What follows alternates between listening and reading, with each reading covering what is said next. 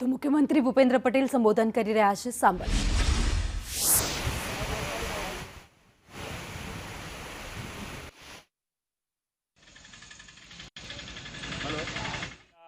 શ્રી કલ્પેશભાઈ પરમાર, જિલ્લા ભાજપ પ્રમુખ શ્રીમતી નૈનાબેન પટેલ, ઠાસરા નગરપાલિકાના પ્રમુખ શ્રીમતી મનાલીબેન શાહ, ઠાસરા તાલુકા પંચાયતના પ્રમુખ શ્રી ચંપાબેન ભૂપતસિંહ ડાભી, ડાકોર નગરપાલિકાના પ્રમુખ શ્રી વિપુલભાઈ શાહ, ગળતેશ્વર તાલુકા પંચાયતના પ્રમુખ શ્રી જયંતિભાઈ પરમાર, સરનાલ ગ્રામ પંચાયતના સરપંચ શ્રી ગીતાબેન ચાવડા, વન અને પર્યાવરણ વિભાગના અગ્ર સચિવ શ્રી સંજીવકુમાર, અગ્ર મુખ્ય વન રક્ષક અને head of the forest force Shri AP Singh, જિલ્લા કલેક્ટર શ્રી અમિત પ્રકાશ યાદવ, જિલ્લા વિકાસ અધિકારી શ્રી જયંત કિશોર, અગ્ર મુખ્ય વન રક્ષક doctor Jaipal Shri R K સુગુર, મંચસ્થ સૌ મહાનુભાવો, સૌ અધિકારીગણ, આમંત્રિત સર્વે મહાનુભાવો, પ્રેસ મીડિયાના મિત્રો, સૌને મારા નમસ્કાર. આજે 76મો વન મહોત્સવ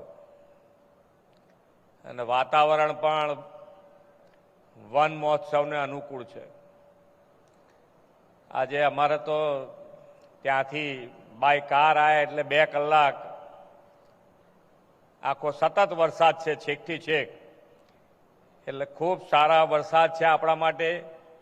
આપણે કુદરતને જેમ જેમ પ્રેમ કરતા જઈશું એમ એમ કુદરત પણ આપણું ધ્યાન રાખતા જશે. એટલે કુદરત માટેનો પ્રેમ આપણો જેટલો વધે એના માટેનો પ્રયત્ન માન્ય વડાપ્રધાન શ્રી પણ એમના દરેકે દરેક વક્તવ્યમાં આપણને જોવા મળતું હશે. વિશ્વના સૌથી લોકપ્રિય નેતા અને યશસ્વી વડાપ્રધાન શ્રી નરેન્દ્રભાઈ મોદીની પ્રેરણાથી આ વર્ષે આપણે સરદાર વલ્લભભાઈ પટેલની 150મી જન્મ જયંતિ ઉજવી રહ્યા છીએ. એક અને અખંડ ભારતના શિલ્પી અને ખેડાના પનોતા પુત્ર સરદાર સાહેબની આ જન્મભૂમિમાં એક ભારત શ્રેષ્ઠ ભારતના પ્રણેતા શ્રી નરેન્દ્રભાઈ મોદીના નેતૃત્વ અને માર્ગદર્શનમાં આજે ગળતેશ્વર મહાદેવના સાનિધ્યમાં આ 76મો વન મહોત્સવની આજે ઉજવણી થઈ રહી છે. ગાલવ ઋષિના તપથી સિંચિત આ ભૂમિમાં બિરાજતા ગળતેશ્વર મહાદેવના દર્શનની મને પણ સૌભાગ્ય તક મળી છે. આદરણીય મોદી સાહેબે પર્યાવરણ સંતુલન, સંવર્ધન અને જાળવણીને પ્રાયોરિટી આપી છે. તેમને હંમેશા કહે છે પર્યાવરણનું જતન આપણી સંસ્કૃતિમાં વણાયેલું છે.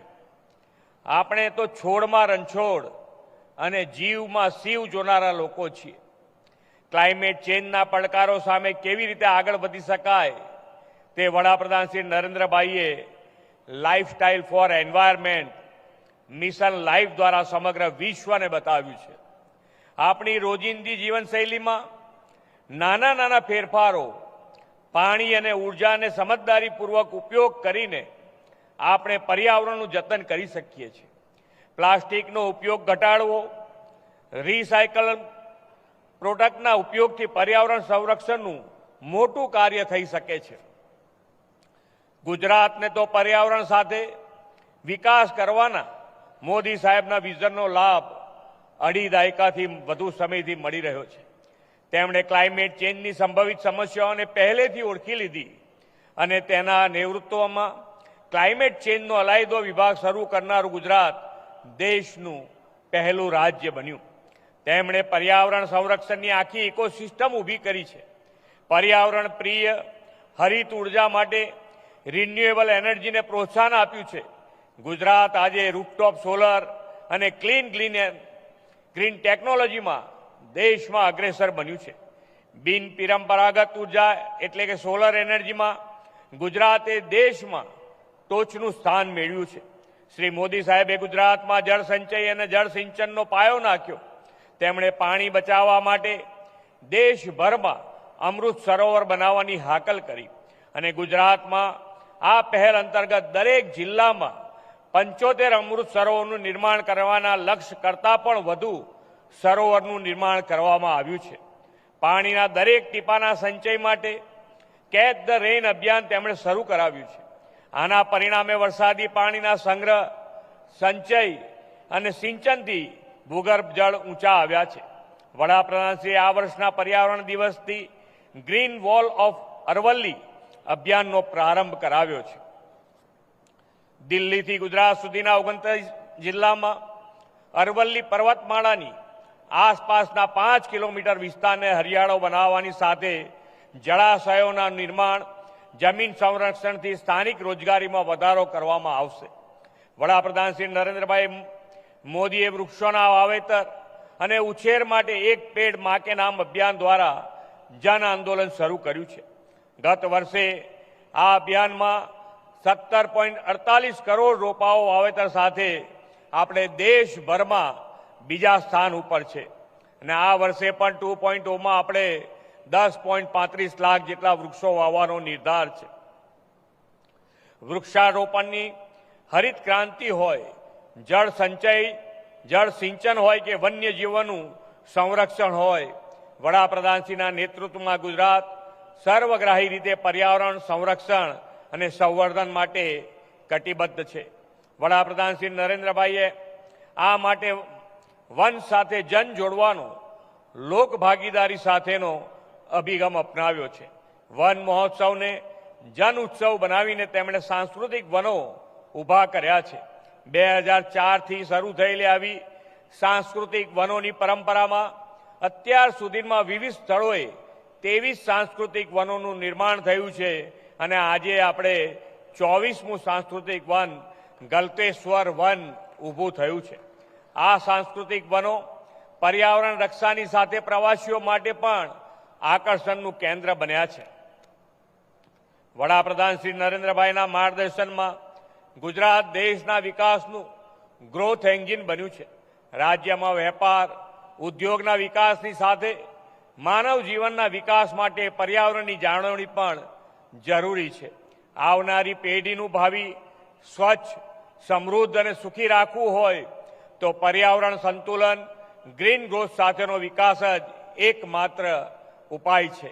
આ માટે આપણે વધુને વધુ વૃક્ષોના વાવેતરથી વન કવચ ઊભા કરવાનો અભિનવ વિચાર તેમણે આપ્યો છે. છેલ્લા 2 વર્ષમાં સમગ્ર રાજ્યમાં 300 હેક્ટર વિસ્તારમાં 207 વન કવચ તૈયાર કરવામાં આવ્યા છે. વડાપ્રધાનશ્રીની પ્રેરણાથી એક પેડ માં કે નામ અને મિયાવાકી પદ્ધતિથી વન કવચને મળેલી સફળતાથી રાજ્યમાં ગ્રીન કવરમાં ઘણો વધારો થયો છે.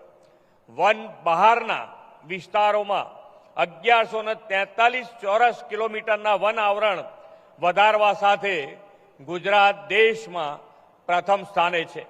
વડાપ્રધાન શ્રી નરેન્દ્રભાઈ મોદીએ પ્રિય એવા વડના વૃક્ષોના એટલે કે નમો વડ વન ઊભા કરીને પર્યાવરણની જાળવણી માટે અત્યાર સુધીમાં 82 નમો વડનું નિર્માણ કરવામાં આવ્યું છે. વડાપ્રધાન શ્રી નરેન્દ્રભાઈ મોદી સાહેબે 2047 સુધીમાં વિકસિત ભારતનો સંકલ્પ કર્યો છે. વિકસિત ભારત માટે તેમણે સસ્ટેનેબલ ડેવલપમેન્ટની દિશા આપી છે. સસ્ટેનેબલ ડેવલપમેન્ટ સાથે તેમણે આત્મનિર્ભર ભારત અને વોકલ ફોર લોકલથી વિકસિત ભારતના નિર્માણનું પણ આહ્વાન કર્યું છે. અત્યારે સમયની માંગ છે વોકલ ફોર લોકલ. હવે તહેવારોના દિવસો શરૂ થયા છે. આ તહેવારોના દિવસોમાં વધુને વધુ સ્થાનિક ઉત્પાદનો, ગૃહ ઉદ્યોગની સ્વદેશી બનાવટોની ખરીદી કરીએ. આપણે સૌ સંકલ્પ કરીએ કે વધુને વધુ વૃક્ષો વાવીને ગ્લોબલ વોર્મિંગને નાથીશું. Vocal for local, local for ગ્લોબલને જીવનનો હિસ્સો બનાવીશું. ફરી એકવાર 76મા વન મહોત્સવની સફળતા માટે વન વિભાગને શુભેચ્છાઓ પાઠવી વિરમું છું. ભારત માતા કી જય. વંદે માતરમ. જય જય ગરવી ગુજરાત.